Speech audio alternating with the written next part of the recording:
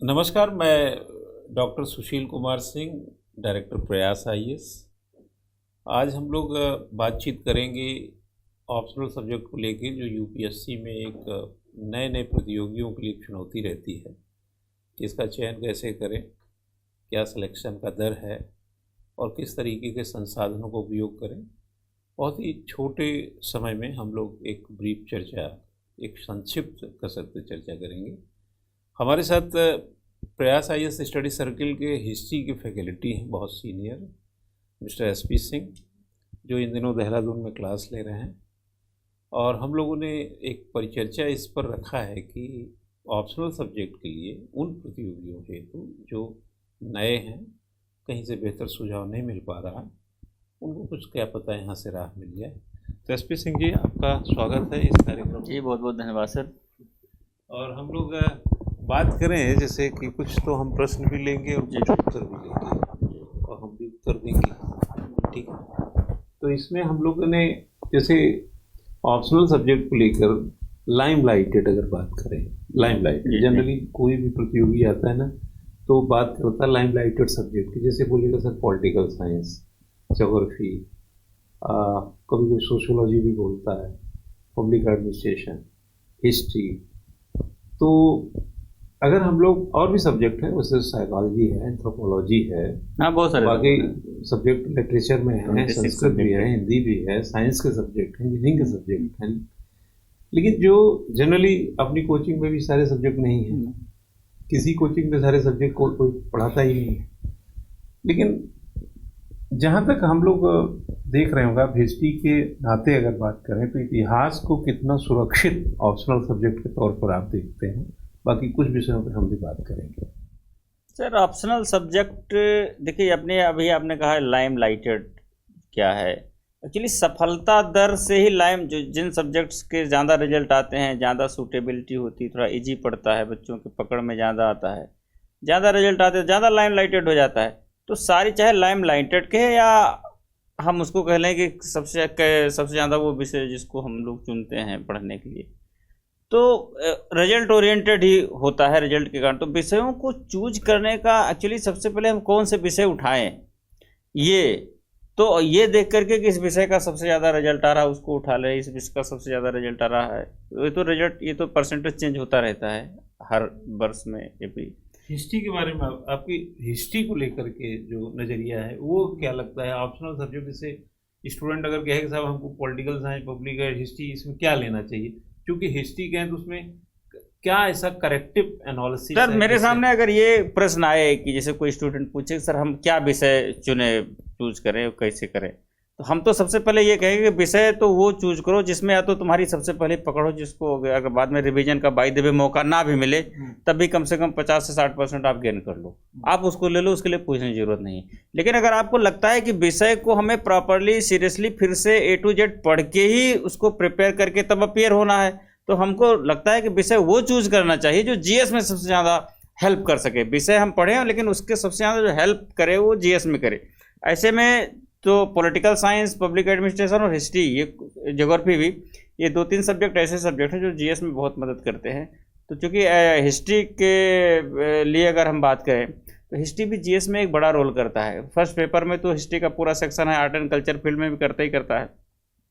Plus जो fourth paper ये ethics and क्या कहते हैं इंटीग्रिटी सब्जेक्ट जो आता है, इसमें जो इंडियन फिलॉसफी से रिलेटेड जैन, बौद्ध, शंकर, कबीर, सूर, तुलसी से रिलेटेड विवेकानंद हो गए, तो ये टॉपिक अगर हमारा एज ए ऑप्शनल मैंने हिस्ट्री लिया है और उसको चूज किया है, तो हमको लगता है फोर्थ पेपर में हमको एक बड़ा हेल्प करता है। और अदर जो फोर्थ पेपर की ही मैं बात करूँ, जो हिस्ट्री का हेल्प है, अदर जो क्या कहते हैं फिलॉसफी हो गई, मतलब वेस्टर्न फिलॉसफी, उसको समझने के लिए एक लाइन, एक लेंथ, एक डायरेक्शन हमको प्रोवाइड करा देता है। तो हेल्प में जीएस में इसका एक बढ़िया हेल्प है सर। बाकी फर्स्ट पेपर में इसका रोल तो है ही है, वो डायरेक्ट अपने आप में ही आर्ट एंड कल्चर फील्ड में है। तो कुल मिलाकर के हिस्ट्री एक ऐसा विषय है जो बहुत टॉपर्स नंबर्स अगर हमको बाय द वे नहीं भी देता, जो अभी तक का रिजल्ट का आंकड़ा कहता है, तो हम ये भी कह सकते हैं कि फेल भी नहीं होने देगा। वो कम से कम आपको 35 से 40-50% लोअर नंबर ला के देता ही देता है। अगर आप एक एवरेज पढ़ाई करें हैं तब ठीक ठाक करें हैं तो 55% तक, 50 से 55% आप ले सकते हैं, तो ठीक है। इस प्रकार से तो आई थिंक बढ़िया है, एवरेज में देखिए लेने लायक है। अब चूंकि हिस्ट्री की फैकल्टी है तो हिस्ट्री के बारे में चीज़ें बताएंगे ही। और ये बात सही इन्होंने बोला कि हिस्ट्री आपको फेल भी नहीं होने देता, वो हाइप भी नहीं ले जाने देता। रेशियो में अभी हम लोग देख रहे थे, थोड़ा बहुत अच्छे करंट रेशियो तो नहीं मिले, लेकिन थोड़ा 2-3 साल के रिजल्ट में देख रहे थे हम लोग। अब भी उसमें थोड़ा नज़र गई होगी कि जैसे लोग कहते हैं कि पोल साइंस, हम देखिए हमारा ये मानना है कि जो समझ में आता है कि किसी सब्जेक्ट को लेना और किसी सब्जेक्ट का सिलेक्शन रेशियो होना। जैसे माना मास में क्लास है, अगर ज्योग्राफी सबसे ज़्यादा जनरली देखें हम ले रहे हैं लोग, हालांकि पोल साइंस ज्योग्राफी के आसपास ही सब रहता है तो सबसे ज़्यादा रिजल्ट भी उधर से ही है। तो नहीं result in the sense ratio में। अब ऐसे तो आप एंथ्रोपोलॉजी की बात करिए, एंथ्रोपोलॉजी लोग नाम ही नहीं लेना चाहते हैं लेकिन एंथ्रोपोलॉजी में 700-800 लोग जो बैठते हैं उसमें 9.7 रिजल्ट है, यानी अराउंड 10% रिजल्ट है। है जो कि पॉलिटिकल साइंस का भी इतना रिजल्ट नहीं है। पब्लिक एडमिनिस्ट्रेशन और पॉलिटिकल साइंस के रिजल्ट में डिफरेंसेस जो हमने पाए कि पॉलिटिकल साइंस को लोग अगर 1800 ले रहे हैं, 1600 ले रहे हैं, 1500 लोग चयन कर रहे हैं, अब डिपेंड करता है कुछ साल कितनी वैकेंसी थी और कितने प्रीलिम्स लोग क्वालिफाई कराए गए, उस रेशियो में चेंज हो सकता है। और उसके आधे ऑलमोस्ट पब्लिक एडमिनिस्ट्रेशन हमको मिले, लेकिन सिलेक्शन रेशियो में जाएंगे तो कहीं कहीं पब्लिक एडमिनिस्ट्रेशन का ज़्यादा मिलेगा। ज़्यादा नहीं, एक चीज़ तो है सर, एक चीज़ हम देखते कि अगर सबसे ज़्यादा एप्लीकेंट जिस विषय में होंगे तो रिजल्ट भी तो संख्या की दृष्टि से देखें तो उसी सब्जेक्ट में तो आएगा। नहीं, अब आपका जैसे इतिहास है जी, इतिहास तो में संख्या कम है, तो उसके साइंस से आधे से भी कम है, पब्लिक आर्ट्स के से भी कम है। हाँ, तो अब उसमें अगर रेशियो कोई संख्या देखेगा, नंबर्स, हम अगर परसेंटेज में बात करेंगे तो ज़्यादा क्लियर कट बात कर पाएंगे। हाँ बिल्कुल। अब जैसे परसेंटेज में अगर जाएं तो हम तो एंथ्रोपोलॉजी को 9.7 देखे, ठीक ठाक रिजल्ट है सर, बहुत अच्छा। नहीं, इतना तो पोल साइंस का भी पोल साइंस का नहीं है। हाँ। अच्छा, ये पोल साइंस का एक प्रोपोगंडा भी एक्चुअली चला है सर, हम बताएं तो पॉलिटिकल साइंस में मैक्सिमम तो है, ये कवर जीएस के फील्ड बहुत कवर करता है पे आईआर हो गया, आईआर हो गया, गवर्नेंस और ये सब गुड गवर्नेंस, आईआर है, पॉलिटी पूरा है, एसए में चले जाएंगे वहाँ भी रहता है। हाँ। थोड़ा सा उसमें एथिक्स में जाएंगे, जैसे आप हिस्ट्री से कनेक्ट कर रहे थे तो वो अरस्तु, प्लेटो, सुकरात, वहाँ भी एक फिलॉसफी, ये सब चीजें हैं, तो ये तो ठीक है, मिलता है। तो इसके कारण उसकी संख्या बढ़ जाती है। बट एक अच्छा, ये जरूरी भी एक्चुअली प्रोपोगंडा तो हम कहें, लेकिन हाँ एक मतलब संख्या, इसके पढ़ाने वालों की भी संख्या ज्यादा है, थोड़ा सा हमको लगता है। हम समझ नहीं पाए, पब्लिक एडमिनिस्ट्रेशन जब हम लोग पढ़ते थे, मैं 95, 96, 7 उस दौर की बात है, 94, 5 से तो हम लोग भी देने लायक हो गए थे। पब्लिक एडमिनिस्ट्रेशन एक ऐसा सब्जेक्ट था, टॉपर मिलते थे। 93 का topper Shri Krishna Vats public administration के टॉपर थे। टॉपर तो किसी भी सब्जेक्ट का हो सकता है, वो तो मुद्दा नहीं है, बट मतलब अंडर 10 में जाएं तो एंथ्रोपोलॉजी पब्लिक एड के 2-3 लोग कम से कम होते थे।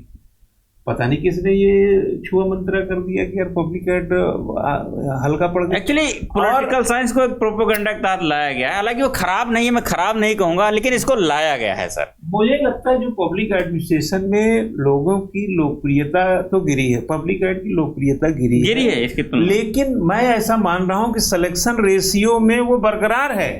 बिल्कुल है बरकरार। हमें तो एवरेज तो यही दिख रहा है हमको भाई, अगर 9% के से थोड़ा परसेंट से ज्यादा पोल साइंस, 9% से ज्यादा पोल, और यही आसपास पब्लिक। एक्चुअली एक चीज और है सर, एक चीज मैं और कहना चाहूंगा, जैसे सिलेक्शन रेशियो से एक ऑप्शनल है, स्टूडेंट एक ऑप्शनल लेगा भाई, उसके साथ उसका जो सिलेक्शन होगा ऑप्शनल के नंबर से तो होता है, प्लस जीएस का नंबर है, प्लस एसए का नंबर है, तो ये सारे नंबर्स, इंटरव्यू का नंबर है, ये सब ऐड करके फाइनल मेरिट बनती है।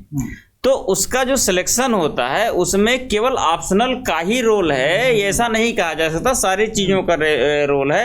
अब ये एक पर्टिकुलर सब्जेक्ट में कोई स्टूडेंट अगर सफल होता है तो उसे पर्टिकुलर सब्जेक्ट की सफलता कह देते हैं, सब्जेक्ट के कारण कि उसका है तो भाई वो तो ऐड हो गया, बट उसमें उस सब्जेक्ट का उसके मार्किंग टोटल मतलब मार्किंग जो हुई है उसमें उस सब्जेक्ट का कंट्रीब्यूशन कितना है, ये डिसाइड करेगा कि उस सब्जेक्ट का उसकी सफलता में रोल है, या एक एवरेज लेकर के वो आएगा, एक एवरेज नंबर है, बाकी तो जीएस या ऐसे में के नंबर्स को लेकर के वो सफल हुआ, या इंटरव्यू का नंबर लेकर के। ठीक बोल रहे हैं आप। उसमें 4 पेपर जनरल स्टडीज है, एसए का पेपर है, फिर हिंदी इंग्लिश में कौन फेल पास हुआ है, कई तो हाँ बहुत सारी चीजें बहुत अच्छे pol science public ad history में होंगे, अंग्रेजी में ही फेल हो गए होंगे, कई हिंदी में फेल हो गए होंगे। एक मिनट, पॉलिटिकल साइंस में सफलता की दर ज्यादा इसलिए भी हो सकती है क्योंकि उसका जो जीएस में रोल है, हमको लगता है अन्य विषयों से कुछ ज्यादा नहीं है। नहीं, ज्यादा नहीं, ज्यादा है ही। देखिए मैं बता रहा हूँ, इसलिए मैं उसको तोड़ के बता, इसलिए ज्यादा लोग सफल हो रहे हैं उसके कारण। अगर आप पोल साइंस पढ़ते हैं, पूरे इंडियन पॉलिटी कवर कर लेते हैं, गवर्नेंस कर लेते हैं, आईआर कर लेते हैं, सेकंड पेपर। हम तो कह रहे हैं सोशल जस्टिस भी आप ले दे करके थोड़ा सा समझिए तो वो भी आ जाता है, पूरा 200 नंबर आप यहाँ कवर करते हैं। एक एस्से का बड़ा खूबसूरत निबंध पा सकते हैं, बहुत आराम से। निबंध में हालांकि सारे विषयों का रोल होता है, निबंध में तो हिस्ट्री का सारे विषयों का निबंध, सारे विषय का रोल होता है, लेकिन एक आप ले सकते हैं हाँ, जो वहाँ हेल्प की करने की बात कर रहे हैं।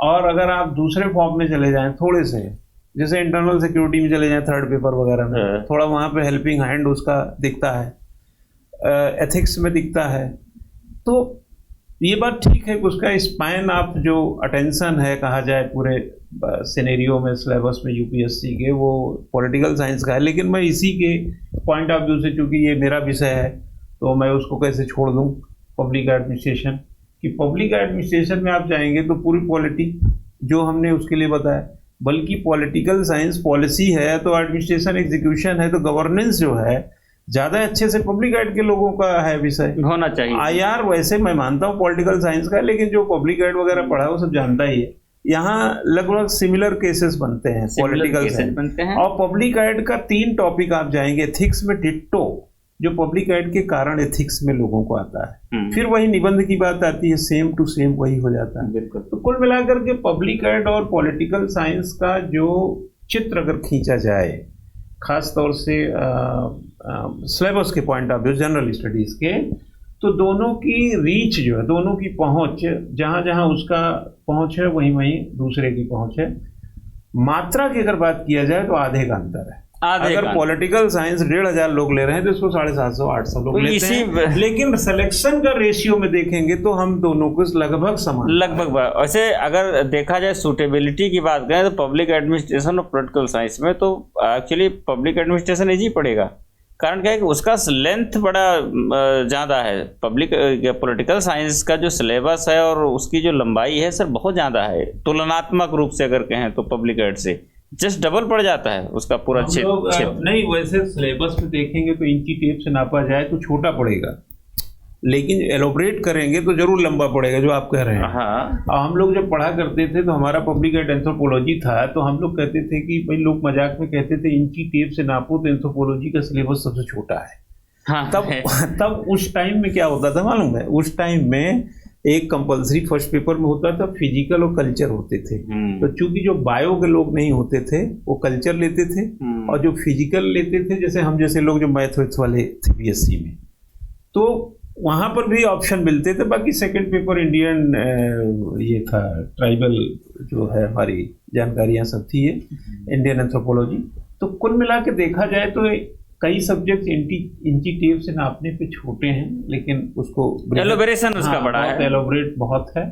पब्लिक एडमिनिस्ट्रेशन संतुलित है, और हम तो वर्षों से चूंकि पढ़े और पढ़ा रहे हैं, तो हमको तो लगता है कि भाई लोकप्रियता वगैरह अपनी जगह है, और सफलता तो एक ही के लिए, सफलता एक ही का चाहिए। इतिहास में भी तो हो ही रहे हैं। हाँ बिल्कुल हो रहे हैं, बिल्कुल में भी हो रहे हैं, मैथ में हो रहे हैं, बिल्कुल हो रहे हैं। संस्कृत में 70 लोग बैठते हैं, फिर भी रिजल्ट जाके देखेंगे 7-8, तो वहाँ भी हो रहे हैं, बिल्कुल रिजल्ट। हिंदी में भी हो रहे हैं, हो ही रहे हैं। नहीं, एक औसत तो है सर, औसत में तो पार्टिसिपेशन है, हिस्ट्री में भी हो रहे हैं। मेरे हिसाब से हम लोग जिस हिसाब से लोग लेते हैं सब्जेक्ट जो है ऑप्शनल ऑप्ट करते हैं, उस हिसाब से रिजल्ट आता है। एक समय था हिस्ट्री का अपना एक दौर हुआ करता था, हिस्ट्री यूपी पीसीएस की बात करें तो हिस्ट्री और फिलोसफी के अलावा दूसरा सब्जेक्ट देखने को कभी कहीं मिल जाता था। चर्चा कम होती सोशियोलॉजी की। सोशियोलॉजी का जाके देखेंगे तो हम तो कहीं कहीं कभी कभी पाए हैं कि वो औरों को भी पछाड़ देता है, बिल्कुल पछाड़ देता है, अच्छी मार्किंग होती है उसमें। ज्योग्राफी में सबसे ज्यादा, हालांकि पोल साइंस गिर्द गिर्द ही रहता है, कभी वो ज्यादा ही दिखा हमको। और सिलेक्शन रेशियो भी ठीक ही है, इतना गड़बड़ नहीं है। लेकिन अब ज्योग्राफी को लोकप्रिय विषय इसलिए बोल सकते थोड़ा सा मैथमेटिकल होने के नाते। नहीं, उसका मेन हम रीजन ये पा रहे हैं, जैसे अभी आपने हम लोग कहानी बता दी है कि वो पॉलिटी है, फलाना है, ढिमका है, वैसे उसका ज्योग्राफी एक बहुत बड़ा हिस्सा है। थर्ड पेपर में जाएगी इकोलॉजी, इन्वायरमेंट, डिजास्टर मैनेजमेंट की बात करिए, हाँ वहीं से जाएगा, है ना। हाँ। और अगर फर्स्ट पेपर में आए तो पूरी ज्योग्राफी को देखिए, जो हिस्ट्री के बाद बचता है पूरा हिस्सा। बिल्कुल बिल्कुल। तो ज्योग्राफी का भी जनरल स्टडीज में रोल होने के कारण उसका लोकप्रिय होना सहज है, मुझे लगता है ये भी एक कारण है। तो यही 3-4 विषय हैं ऐसे, जो हिस्ट्री हो गया, पब्लिक एडमिनिस्ट्रेशन हो गया, पॉलिटिकल साइंस हो गया, जियोग्राफी होगी, समथिंग सोशियोलॉजी भी हो गई। ये कुछ विषय हैं जिनका जीएस में एक अच्छा रोल है। अब बच्चों को चूज कैसे करना है, आई थिंक बच्चों को क्या है कि या तो जिन विषय पर उनकी एकेडमिक स्तर से पकड़ बहुत अच्छी हो और उनको लगता है अगर बाय द वे रिवीजन करने का मौका ना भी मिले तब भी अच्छा नंबर ले आएंगे, तो उस सब्जेक्ट को ना हटाएं, फिर किसी कहने पर ना हटाएं, वो सब्जेक्ट ऑप्ट कर लें। वो चाहे जीएस में हेल्पिंग हो या ना हो, एक तरीका तो ये है। और अगर ऐसा नहीं है तो सबसे ज़्यादा इसमें जिसका रोल है और उनकी पकड़ में समझ में भी अच्छा है तो उसको ऑप्ट कर लें। तो ऐसे में ये 3 या 4 सब्जेक्ट हैं, ज्योग्राफी, पब्लिक एडमिनिस्ट्रेशन और ये क्या कहते हैं पॉलिटिकल साइंस और सोशियोलॉजी। तो हिस्ट्री भी रख सकते हैं सर, क्यों नहीं, हिस्ट्री तो है, हिस्ट्री भी उसमें शामिल कर सकते हैं। तो इन्हीं समस्या अगर लें तो आई थिंक वो रिजल्ट पा लेंगे। अब उसमें टॉपर कैटेगरी में पा लेंगे ये कहना अलग बात है, बट रिजल्ट पा लेंगे, मेहनत कर रहे हैं तो इसमें कोई संदेह नहीं, रिजल्ट आएगा। तो ये 4-5 सब्जेक्ट हैं जो एक पॉपुलर भी कह सकते हैं और रिजल्ट दाई भी कह सकते हैं। आज के विषय में हम लोगों ने एसपी सिंह साहब और हमने ये चर्चा किया कि ऑप्शनल सब्जेक्ट को कैसे, किस पैरामीटर्स पर प्रतियोगी को आंकना चाहिए। और अब बातचीत से आइडिया आ गया होगा कि भाई पैरामीटर्स पर्टिकुलर है। अगर कोई हिस्ट्री चाहता है, कोई ज्योग्राफी चाहता है, पॉलिटिकल साइंस, ये सब जिसका जहाँ पब्लिक एडमिनिस्ट्रेशन, सोशियोलॉजी, एंथ्रोपोलॉजी, जो इच्छा है, फिलॉसफी, साइकोलॉजी, बैठते तो सब में हैं, हिंदी संस्कृत में भी बैठते हैं और भी विषय में बैठते हैं। कुछ विषय हटा दिए गए, पाली वगैरह नहीं, उसमें भी बैठते थे। 12-15 हज़ार लड़के जो प्रतियोगी सिविल सर्विसेज के मेंस के लिए जाते हैं उसमें बंट करके विषयों में रहते हैं। और पोल साइंस, ज्योग्राफी जैसे सब्जेक्ट को लेने वालों की संख्या ज़्यादा है, जिसमें ज्योग्राफी संभवतः थोड़ा सा मात्रा उसका ज़्यादा दिखा हमें।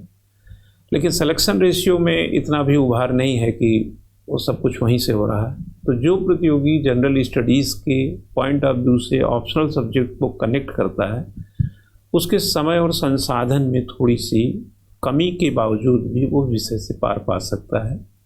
अब सबको पता है भारतीय संविधान पढ़ना ही होता है, तो वो संविधान पब्लिक एड और पॉलिटिकल साइंस में इस्तेमाल कर लेता है।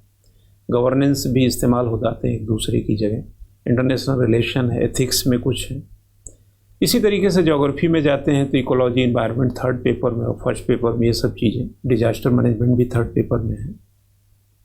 कोई इकोनॉमिक्स ऑप्शनल में जाता है तो इकोनॉमी का पेपर है जो थर्ड पेपर वहाँ कर लेता है। यानी कुछ जनरल स्टडीज़ से कनेक्टेड सब्जेक्ट हैं, कुछ अलग भी हैं। तो जैसे हिंदी साहित्य है तो अलग ही कहेंगे, संस्कृत अलग ही कहेंगे। तो कुल मिलाकर मेरा कहने का मतलब है कि विद्यार्थी 3 चीज़ों पर ध्यान रखे। पहला, सब्जेक्ट में उसका इंटरेस्ट क्या है। दूसरा, सिलेक्शन का प्रतिशत क्या है, इससे उसमें अभिप्रेरणा की भावना आएगी। तीसरा, संसाधन और पढ़ाने वाले लोग उसके इर्द गिर्द हैं कि नहीं। पहला सब्जेक्ट आपने ले लिया, ना किताबें मिल रही हैं, ना पढ़ाने बताने वाले लोग हैं। और सबसे चौथा और आखिरी बात है कि जो पढ़ो यार लिखो। लिखने की कसौटी पर सब्जेक्ट यानी प्रिपरेशन को मजबूती मिलती है। और बेहतर करो, मितव्ययी तरीके से करो, कम समय में करो, स्मार्ट कॉम्पिटिटर बनो और सब्जेक्ट को अपने इच्छा के साथ, अपनी रुचि के साथ, समय और संसाधन की सीमा के साथ और विशेषज्ञों की पहुंच के साथ और संसाधनों की पूर्ति के साथ ज़्यादा सही रहेगा। वो कोई भी सब्जेक्ट हो सकता है। Thank you.